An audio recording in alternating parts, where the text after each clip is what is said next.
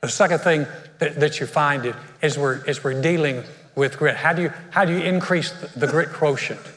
And it's a key thing. Most people, listen, you have to rebrand yourself spiritually. Most people that I talk with don't have a sense of really what God has done in them. They don't have a sense of how worthy they are. They carry around a sense of guilt or unworthiness. Or they don't understand the capacity of what God has done. You know, we quote a verse in here almost every week. If anyone is in Christ, he is a new creation. Well, that new creation is not weak and powerless. There's some capacity there. There's some horsepower there. And you're part of something, but if you don't understand that, if you don't know that, you'll think yourself out of a fight before you ever get there.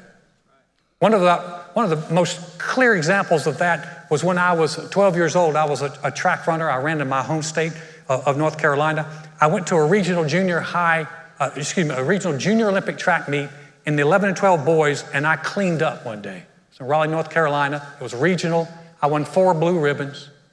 It was the highlight. My entire sports career went downhill after that, but it was a highlight of my day.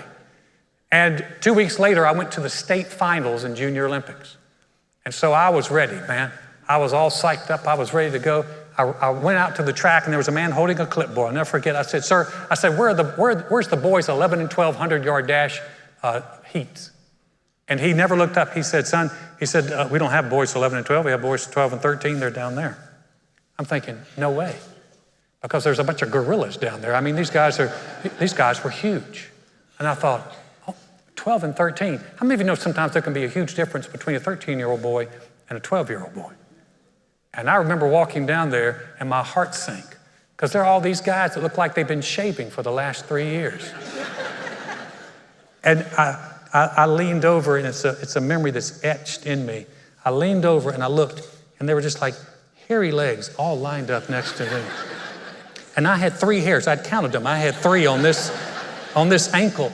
And then we started telling each other good luck. And they're all like, good luck, good luck, good luck. And I'm like, yeah, good luck. Yeah, I was beat before they ever shot the gun.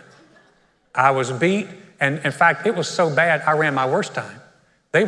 All the officials were on the track when I was finishing. I mean, they had walked out. They thought the whole race was over. And here I am, come chugging in behind. It was the worst I'd ever done. You know, they've done studies that say that your mind will give up before your body does.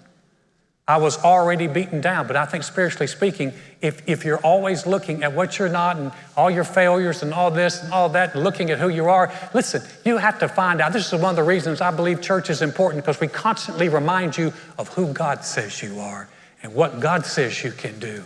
And when you begin to rebrand from that, then you're not what you used to be. You are what God says you are, and He says you can do it. You've got a lot more capacity than you thought. So you begin to rebrand yourself, and that makes a huge difference.